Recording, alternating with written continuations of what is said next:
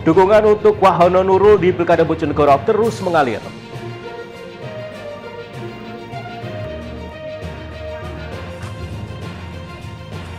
Berkedok warung nenek di Tuban sembunyikan miras jualannya di dalam gentong.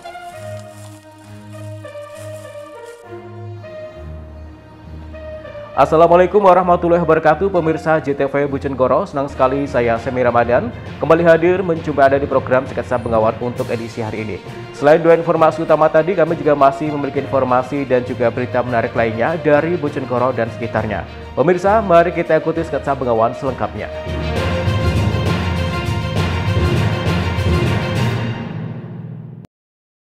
Pemirsa, kita awali informasi yang pertama. Setelah mendeklarasikan diri maju di Pilkada Bojonegoro 2024, dukungan untuk bakal calon bupati dan wakil bupati Setia Wahono dan Nurul Azizah terus mengalir. Terbaru puluhan warga melakukan deklarasi yang dikemas dengan acara Dungo Bareng agar pasangan Wahono dan Nurul bisa terpilih menjadi bupati dan wakil bupati Bojonegoro. Dukungan warga masyarakat Bojonegoro untuk pasangan bakal calon bupati dan wakil bupati Setia Wahono dan Nurul Azizah di Pilkada 2024 terus mengalir. Salah satunya dilaksanakan oleh warga di Kelurahan Kadipaten Kota Bojonegoro. Sejak Setia Wahono dan Nurul Azizah mendeklarasikan diri maju sebagai calon bupati dan wakil bupati di Pilkada Bojonegoro 2024, dukungan dari berbagai kalangan masyarakat terus mengalir dari berbagai penjuru Bojonegoro. Salah satunya dengan menggelar acara Dungo Bareng di Kelurahan Kadipaten Kota Bojonegoro. Para relawan tersebut kompak melakukan konsolidasi dan semangat persatuan dalam mendukung Wahono Nurul. Hal itu dilakukan dengan harapan dan penuh tekad kuat supaya putra daerah asli Bojonegoro, yakni Setia Wahono dan Nurul Azizah, dapat memenangkan Pilkada Bojonegoro yang akan digelar pada 27 November 2024 mendatang. Acara yang sifatnya spontanitas, inisiatif dari warga Kadipaten Kecamatan Kota Bojonegoro, yang mana saya mendapatkan satu kepercayaan kecil-kecilan lah di lingkup Kadipaten bahwa untuk mendukung Mas Wahono dan Mbak Nurul Azizah untuk menuju Bojonegoro 1 dan 2. Ini sebetulnya ini inisiatif bersama. Saya memulai ini karena rasa kecintaan saya kepada figur berdua, Mas Wahono dan Mbak Nurul. Semoga kedepannya dengan doa bersama ini diridhoi, dikabulkan, dan semuanya diberi kelancaran oleh Allah Subhanahu wa Ta'ala. Dengan tekad kuat dan siap berjuang bersama, warga berharap bakal pasangan calon Setia Wahono dan Nurul Azizah bisa terpilih menjadi bupati dan wakil bupati Bojonegoro. Edo Jody Aldian, JTV Bojonegoro.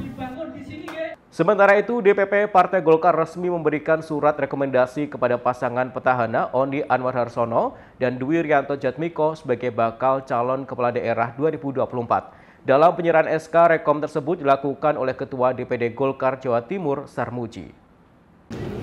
Pasangan petahana Kabupaten Ngawi, Oni Anwar Harsono, Dwi Rianto Jatmiko sah menerima SK rekomendasi dari DPP Partai Golkar sebagai bakal calon bupati dan wakil bupati yang akan diusung pada Pilkada 2024. Penyerahan SK tersebut dilakukan oleh Ketua DPD Partai Golkar Jawa Timur, Sarmuji, pada Minggu 4 Agustus 2024. Ketua DPD Golkar Ngawi, Sarjono, membenarkan alasan Golkar kembali mengusung petahana karena mendasar hasil survei internal partai jika elektabilitas dan popularitas tidak ada calon lain di Ngawi kecuali Oni Antok. Sehingga dapat dipastikan jika keputusan partai tersebut sudah final dan tetap akan kembali mengusung pasangan tersebut dalam Pilkada 2024. Pada hari Minggu tanggal 4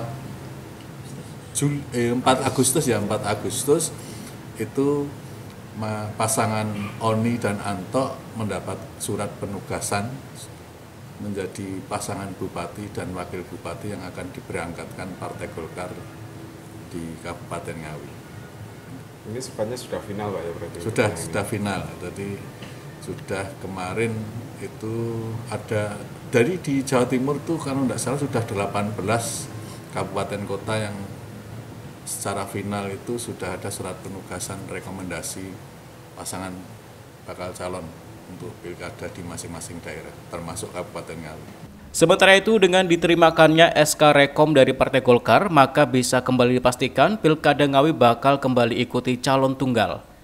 Ito Wahyu, CTV Ngawi. Pemirsa, Ketua Badan Amil Zakat dan Sodakoh Basnas Kabupaten Jombang, Didin Solahuddin resmi mengundurkan diri dari jabatannya.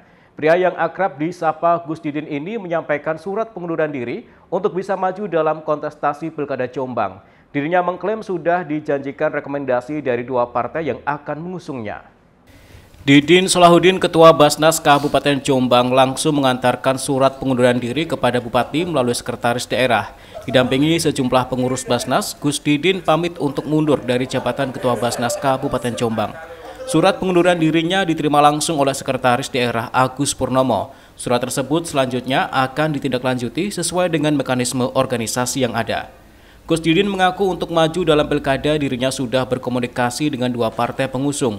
Di minggu ini rekomendasi dari parpol tersebut akan diturunkan guna dikonsolidasikan dengan pendukung di bawahnya. Disinggung 2 nama partai pengusungnya, Gus Didin masih merahasiakannya. Bentuk dari maksud saya yang berencana untuk mengikuti kontestasi pilkada Jombang, dan terus terang ini bagian dari prinsip yang kami pegang bahwa Basnas harus memenuhi kode etik, terbebas dari politik, tidak berafiliasi dengan partai politik maupun calon-calon di pilkada. Dan langkah ini juga sudah saya sampaikan kepada Basnas Jatim maupun Basnas RI, surat tembus saya sudah saya sampaikan dan beliau sudah menerima. Hari ini baru saya berkesempatan bertemu dengan Pak Sekda.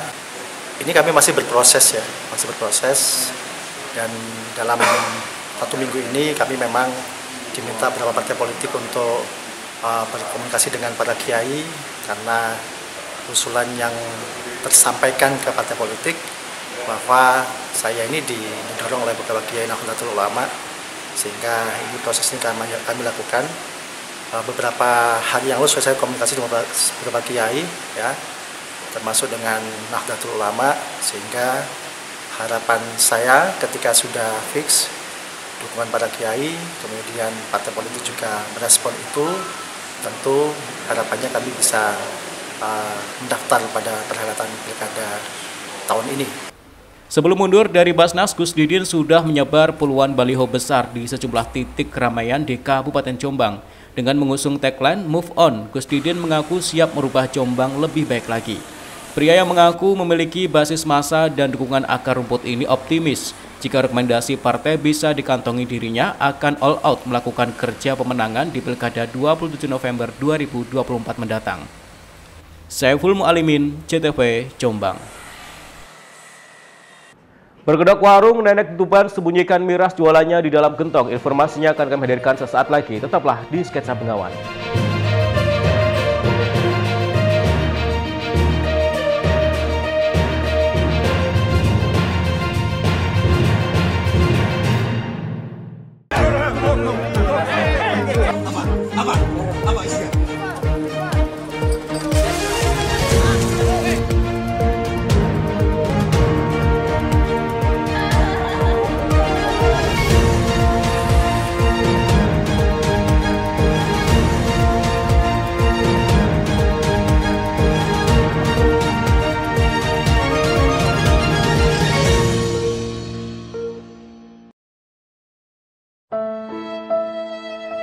Nduk, koyoke bapak wis ra kuat iki. Wis yo, Nduk. Cuma tindise. Owi piye, Pak? Wis, Dik, ikhlasno. Tapi lho, Mas. Yes. Akhirnya wis gak ono sing ngalangi aku maneh. Bari kita rapi anak mulai. Wis to, Dik, seenek aku nang kene, Dik. Iya, tapi lho, Mas. Tapi apa meneh, Dik? Aku lho, Mas, aku turun ke data Pantar. Apa kuwi, Dik? Ya kuwi lho, Mas, dataku durung ke verifikasi nok petugas pemutakhiran data pemilih. Pas sesuk aku gak iso nyoblos sih, Mas. Walah. Wes gampang, engko aku tak ngajukan revisi neng panitia pemungutan suara atau PPS desa, Dek. Bapak piye? Yo engko bapak dilaporno sisan nek wis meninggal, Dek. Wong, lah kok malah kurang ajar kowe. Bapak bangkit mana, Dek? Janganan Pacul. Ampun, Pak. Kula mboten badhe ganggu jenengan meleh. Ampun, jenengan balik teng ngalamin jenengan meleh nggih. Dijajar kok malah kurang ajar kowe. Wes. Aja lali ya cah, tanggal 17 November 2024 tekono TPS 11 pilihan. Monggo Pak, balik meleh teng alame. Oh, wong lagi ape iso mapan turu kok malah mbok patek-patekno. Ampun Pak, ampun, gak wani Pak, ampun. Mensukseskan pemilihan bupati dan wakil bupati Bojonegoro.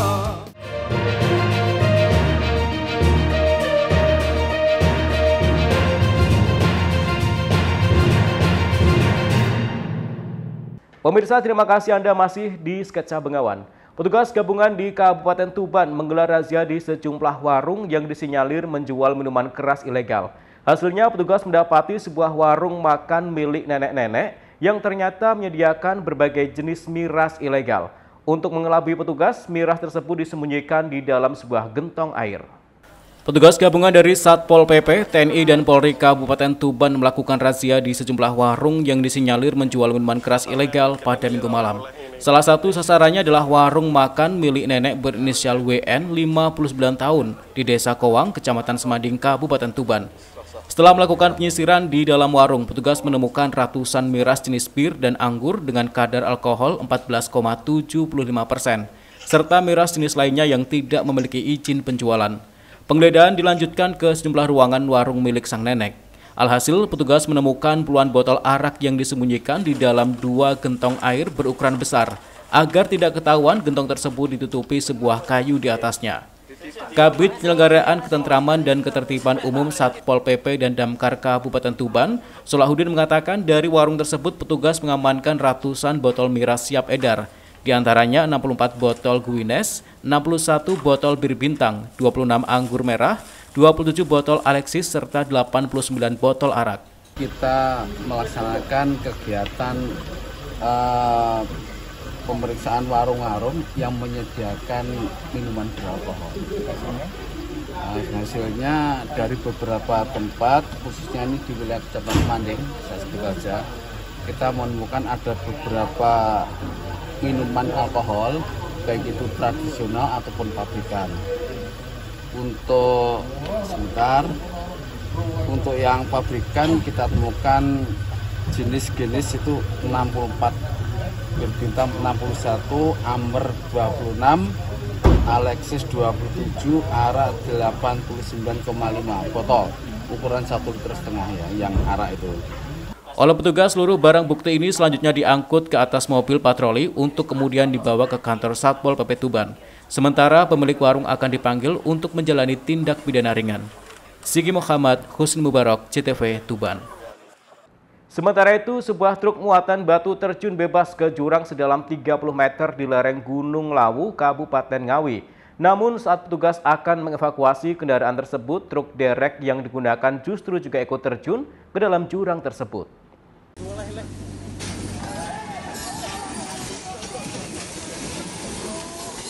Sebuah truk muatan batu dan truk derek terjun ke dalam jurang di lereng Gunung Lawu, tepatnya di Desa Karanggupito, Kecamatan Kendal, Kabupaten Ngawi pada Minggu malam. Kejadian ini membuat warga yang ada di sekitar lokasi panik dan berhamburan untuk menyelamatkan korban. Kejadian bermula saat truk muatan batu terlebih dulu jatuh ke jurang. Selanjutnya dilakukan evakuasi dengan truk derek. Namun karena kait besi tambatan dari truk derek tidak mampu menahan 2 beban truk hingga putus dan mengakibatkan kedua truk terjatuh ke jurang sedalam 30 meter. Beruntung sopir truk derek bernama Farhan, 30 tahun, warga Kecamatan Jogorogo, Kabupaten Ngawi, berhasil selamat meski ikut terjun ke dalam jurang bersama kendaraannya. Menurut keterangan warga sekitar, saat itu truk muatan batu milik warga Gorang Gareng Magetan sedang memarkirkan truknya usai mengangkut batu sekitar 4 kubik. Tiba-tiba kendaraan truknya mundur dan masuk ke jurang, Ketika hendak ditarik mobil derek, kait besi mobil derek terputus dan kedua kendaraan itu masuk ke dalam jurang. Tadi kan ada truk, itu kan isi material dari sana. Nah, sebenarnya ya sudah di handrem, sudah amat, tapi karena memang ya nggak tahu lah keadaan memang naas. Nah, itu belum penuh sebenarnya, dari sana langsung turun, terjun bebas sini. Nah, ini dalamnya itu ya lumayan juga. Nah, sebenarnya bebannya nggak terlalu full, tapi memang karena memang ada faktor kendaraan atau yang usang atau gimana, kita nggak ngerti lah, intinya seperti itu, jatuh sana. Nah, itu kedalaman berapa, Mas? Nah, kedalamannya ya sekitar 30 meter lebih lah. Terus diderek? Ya, kemudian misalnya teman-teman diambilkan derek dari Jogorogo. Nah, ketika diderek itu penahannya, jadi bukan katrolnya, penahannya yang diikat di sana itu putus. Nah, akhirnya dereknya ikut terjun bebas bersama sopirnya. Tapi sopirnya enggak apa-apa nih? Sopirnya lah itu anehnya enggak luka sama sekali. Sementara proses evakuasi kedua truk naas tersebut rencananya bakal dilanjutkan hari ini dengan menggunakan alat berat. Ito Wahyu, CTV Ngawi. Pengrajin kostum karnival di Tuban kebanjiran pesanan Agustusan. Informasinya akan kami hadirkan sesaat lagi, tetaplah di Sketsa Bengawan.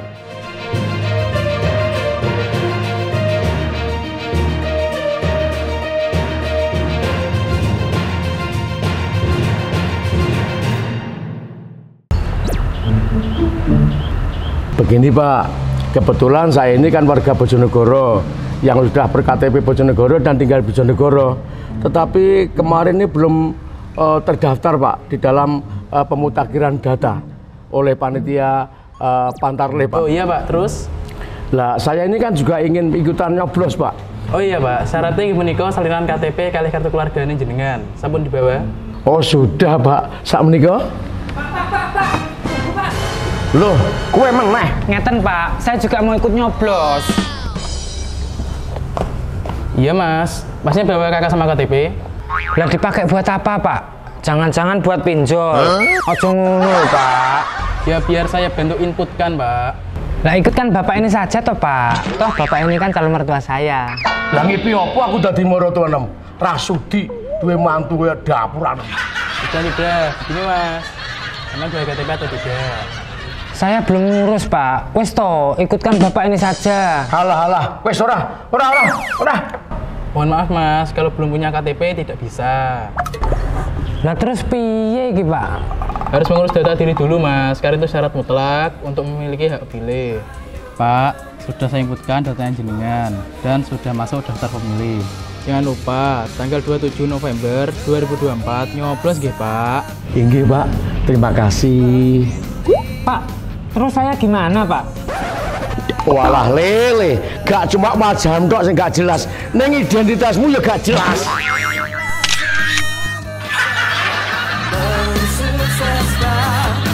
Pemilihan bupati dan wakil bupati Bojonegoro.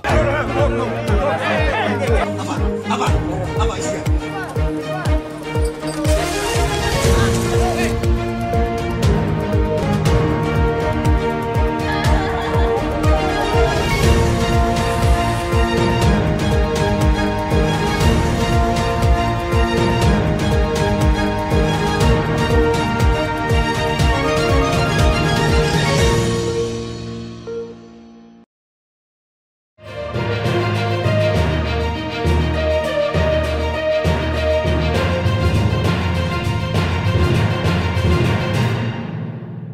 Pemirsa, terima kasih Anda masih di Sketsa Bengawan.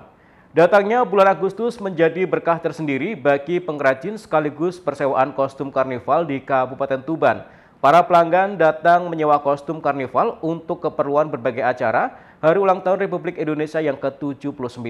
Bahkan seluruh kostum karnival yang didominasi tema kerajaan ini sudah laku disewa para pelanggan. Hari ulang tahun kemerdekaan Republik Indonesia menjadi berkah tersendiri bagi Agus Heri Susilo, warga desa Cenggolo, Kecamatan Jenuh, Kabupaten Tuban.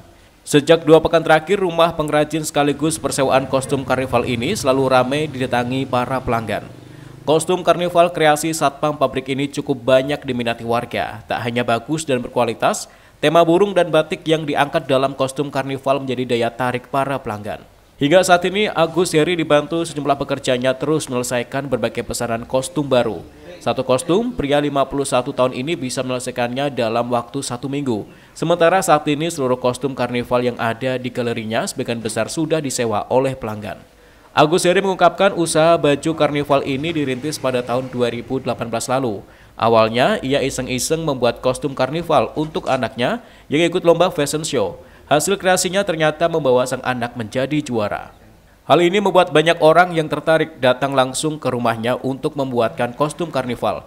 Hingga akhirnya kreasi Heri Agus ini banyak yang menyabet juara berbagai event karnival tingkat kabupaten dan karesidenan. Para pelanggan tak hanya datang dari lokal Tuban, melainkan juga dari Blora, Jawa Tengah hingga Kediri. Satu kostum karnival disewakan dengan harga cukup terjangkau antara Rp350.000 hingga Rp800.000 saja, tergantung tema dan motif kostum. Sudah sekitar 61 penyewa. Itu yang paling diminati itu yang model apa, Pak? Yang model maskot. Maskot itu Putri Raja. Itu satu kostum bisa keluar berapa kali, Pak? Satu kostum bisa keluar 2-3 kali. Itu yang nyewa biasanya dari mana saja, Pak? Dari Tuban kota sendiri, kecamatan Jenung, juga dari kecamatan lain. Dan dari kabupaten luar juga ada. Itu dari mana saja itu? Dari Blora terus Kediri. Pak, untuk harga gimana, Pak? Untuk harga mulai dari 350 sampai 800-an. Itu tergantung apanya, Pak? Tergantung tema atau motif. Sementara itu, para pelanggan mengaku senang menyewa kostum karnival di sini karena harganya yang terjangkau, kualitasnya yang bagus, serta banyaknya pilihan. Kostum karnival yang mereka sewa akan dipakai untuk mengikuti berbagai event semarak Hari Ulang Tahun Republik Indonesia ke-79. Mbak, kostum jenis apa ini, Mas? Ini nyoba kostum karnival, Mas. Rencananya untuk dipakai kapan ini? Rencananya ini mau dipakai karnaval antar RT di desa, Mas. Besok pada pertengahan bulan Agustus. Ini mau pesan dulu. Kenapa memilih pesan di sini, Mas? Ya karena kostum karnival di sini bagus-bagus, Mas, dan jenisnya juga banyak. Selain itu harganya juga lebih murah dibandingkan dengan karnival yang lain, Mas. Ini sewa atau beli, Mas, istilahnya? Ini kita sewa, Mas. Selain menyewakan kostum karnival, Agus Heri juga melayani sepeda hias hingga mobil hias. Tak hanya perayaan kemerdekaan, persewaan kostum karnival ini juga ramai saat peringatan Hari Jadi Kabupaten, fashion show hingga perayaan Tahun Baru Islam. Husni Mubarak, CTV, Tuban. Sementara itu, Hari Ulang Tahun Kemerdekaan Republik Indonesia menjadi berkah tersendiri bagi pedagang pernak-pernik Agustusan di Kabupaten Tuban. Kebiasaan masyarakat menghias lingkungan jelang Hari Kemerdekaan membuat dagangan mereka laris manis diburu warga untuk menghias rumah, kantor, atau perkampungan. Menjelang Hari Ulang Tahun Kemerdekaan Republik Indonesia ke-79 menjadi berkah tersendiri bagi pedagang pernak-pernik Agustusan. Para pedagang musiman menjamur di sepanjang trotoar jalan Kabupaten Tuban. Salah satunya seperti yang dijajakan oleh Tomo di Jalan Letda Sucipto, Kelurahan Perbon, Tuban pada Sabtu pagi. Pria 65 tahun ini membuka lapak dadakan di trotoar mulai pagi hingga malam hari dengan berjualan bendera merah putih, umbul-umbul, bambu, serta pernak-pernik Agustusan lainnya. Pedagang musiman bukan hanya Tomo seorang diri. Terdapat banyak pedagang berjajar sepanjang jalan protokol maupun jalur nasional Pantura. Mereka sama-sama memanfaatkan momen Hari Ulang Tahun Kemerdekaan Republik Indonesia untuk meraup rezeki secara halal. Kebiasaan masyarakat menghias rumah, kantor, kampung hingga tempat usaha untuk menyambut HUT RI ke-79 menjadi berkah bagi para pedagang. Hampir seluruh pernak-pernik Agustusan laris manis, terutama bendera merah putih dan umbul-umbul. Jenis ukuran Mas, ukuran kecil Mas ini Mas. Berapa? Ukuran 60-90. Ini rencana untuk apa Pak nanti? Ini dipasang di sekitar Jalan Poros Desa Pikangan Pakel. Jadi sebagai warga negara yang baik untuk partisipasi memperingati hari ini. Pak, ini setiap menjelang Agustusan pasti beli ya? Iya. Pak, ini tadi dapat harga berapa, Pak? Dapat harga 15.000 per biji. Dalam sehari, para pedagang rata-rata mampu menjual sedikitnya 100 potong bendera maupun pernak-pernik Agustusan lainnya. Harga yang ditawarkan beragam. Untuk bendera dijual Rp5.000 sampai Rp350.000 per potong. Sementara umbul-umbul dipatok Rp40.000 sampai Rp130.000 per potong. Lalu untuk background Rp110.000 sampai Rp200.000 per potong bergantung ukuran. Bu, Ibu ketinggalan. Bu, ini tadi beli apa, Bu? Beli bendera, Mas. Jenis apa, Bu, bendera? Apa namanya ini? Umbul-umbul ya, Pak? Oh, yang panjang itu ya? Yang panjang. Harganya berapa, Bu, tadi? Tadi dari penjualnya 60, kita tawar 50, Mas. Dapat 50. Oh iya. Bu, ini rencana nanti mau dipasang di mana? Di sekolah kami. Ini setiap menjelang Agustusan pasti begini, Bu, ya? Iya, pasti beli. Wajib dipasang, Mas. Bu, kenapa milih beli di sini daripada tempat lain? Ya, karena pilihan barangnya, banyak pilihan motifnya, harganya juga canggih. Penjualan bendera dan pernak-pernik Agustusan ini akan terus laris hingga perayaan Hari Kemerdekaan usai. Barang yang tidak laku dijual biasanya akan disimpan untuk dijual kembali tahun depan. Ini jual benderanya jenis apa saja, Pak? Macamnya. Ya, ada umbul-umbul. Terus ada background. Terus apa? Bendera yang merah putih yang biasa itu. Sampai bendera lapangan itu ada. Selain bendera, jual apa saja, Pak? Di sini? Jual apa ya? Tiang. Jaga bendera, umpa,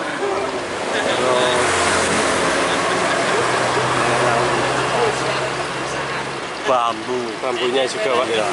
Pak, untuk kisaran harganya dari berapa sampai berapa, Pak? Harga apa itu? Untuk bendera. Harga benderanya, Pak? Mulai dari yang kecil itu 5.000 sampai 350. Itu bendera lapangan. Kalau untuk umbul-umbulnya, Pak? Umbul-umbulnya di sini tuh mulai dari 40.000 sampai 130. Kalau untuk background? Background itu hampir sama ya. Hampir sama ya? Iya, dari 110 sampai 240. Kalau untuk tiang yang dari bambu itu berapaan? Itu 20.000. Kalau untuk yang bendera itu ada yang 40, ada yang 55. Tergantung panjangnya, Pak, ya. Pemirsa, kekeringan akibat datangnya musim kemarau tak lantas membuat para petani di Kabupaten Bojonegoro berputus asa. Kesulitan air mampu mereka atasi dengan memanfaatkan irigasi terpadu hingga mesin diesel dari irigasi sungai. Hasilnya padi yang mereka tanam tumbuh subur dengan hasil panen yang melimpah. Sebagai salah satu kabupaten penghasil padi terbesar di Jawa Timur dan nasional, Kabupaten Bojonegoro menjadi salah satu tumpuan ketahanan pangan nasional. Data dari Badan Pusat Statistik Jawa Timur tahun 2023, Bojonegoro mampu memproduksi padi sebesar 705.963 ton gabah kering giling. Jumlah tersebut hanya sedikit dari bawah Kabupaten Lamongan dan Ngawi yang menempati posisi pertama dan kedua. Pola tanam yang tepat di tengah musim kemarau ini menjadi salah satu kunci para petani bisa panen padi dengan maksimal. Salah satunya seperti yang dirasakan para petani di Desa Jati Gede, Kecamatan Sumberjo, Kabupaten Bojonegoro. Meski harus mengeluarkan biaya berlebih akibat penggunaan mesin diesel, namun dengan usaha keras, mereka berhasil memanfaatkan sumber air sungai untuk mendukung pengairan sawah yang mengering akibat dampak musim kemarau. Usaha petani untuk mensiasati kekeringan ini bahkan cukup berhasil. Hektaran padi yang mereka tanam mampu tumbuh subur dengan hasil panen yang berlimpah. Sepetak lahan seluas 200 meter persegi, rata-rata mampu menghasilkan hingga 1,5 ton gabah kering panen kualitas terbaik. Atas hasil ini, para petani mengaku senang dan bersyukur. Sebab di tengah cuaca kering ini, padi yang ditanam tak sampai busuk. Meski saat masa perawatan lalu mereka harus mengeluarkan biaya lebih, terutama untuk operasional mesin diesel. Namun hal ini dinilai sebanding dengan hasil panen yang ternyata cukup memuaskan. Lokasinya itu sudah welet. Berarti ini pakai dari sungai ke sini pakai apa? Pakai diesel. Pak seneng Pak ini masih bisa panen. Ini jenis padi apa Pak? 32. Bagus Pak sini. Pak kalau harga gabah sekarang berapa? 62. Itu kalau banding musim hujan tuh mahal mana Pak? Sekarang. Selain hasil panen yang melimpah, harga jual gabah di tingkat petani kini juga tinggi. Harga gabah kering panen di tingkat petani kini mencapai Rp6.200 per kilogram atau jauh lebih mahal dibanding musim sebelumnya yang hanya berkisar Rp5.000 saja per kilogramnya. Meski demikian, sebagian petani lebih memilih tak menjual hasil panennya. Mereka membawa pulang gabah untuk dikeringkan. Hal ini sebagai persiapan untuk mengantisipasi cadangan pangan keluarga dalam menghadapi musim kemarau panjang. Kemarin airnya dari mana Pak? Ini kan dari saluran itu oleh sungai. Ya. Dari Pacal sampai jadi gede. Berarti ini nanti dibawa pulang dijemur gitu ya. Untuk sendiri ya, buat sendiri. Untuk makan. Hasil panen melimpah di musim kemarau tersebut masih bisa ditingkatkan lagi dengan melakukan intensifikasi pertanian. Di antaranya menyediakan irigasi teknis dan terintegrasi untuk memastikan ketersediaan air. Kemudian memastikan ketersediaan pupuk, serta melibatkan perguruan tinggi untuk melakukan penelitian, sehingga bisa mengetahui kekurangan kebutuhan sarana produksi pertanian di wilayah tersebut. Irigasi teknis yang kedua, itu bagaimana ketersediaan pupuk itu bisa terpenuhi. Yang ketiga, harus ada memang harus mengandalkan lembaga perguruan tinggi lah, supaya kita tahu produktivitas maksimal petani itu berapa, sehingga kalau produksi di bawah rata-rata itu harus bisa ditingkatkan dengan cara memenuhi segala urusan sarana produksi pertanian. Kompleksitas persoalan serta pemanfaatan potensi pertanian menjadi pekerjaan rumah bagi semua pihak untuk bersama-sama mewujudkan ketahanan pangan nasional. Husni Mubarak, JTV, Bojonegoro. Pemirsa, informasi tadi sekaligus mengakhiri sketsa Bengawan untuk edisi hari ini. Jangan lupa follow akun sosial media kami di bawah ini. Kirimkan kritik dan saran Anda ke alamat email kami ctv.bojonegoro@ctv.co.id. Terima kasih atas kebersamaan Anda. Saya Semi Ramadan bersama kerabat kerja yang bertugas pamit dari hadapan Anda. Wassalamualaikum warahmatullahi wabarakatuh. Salam CTV Bojonegoro.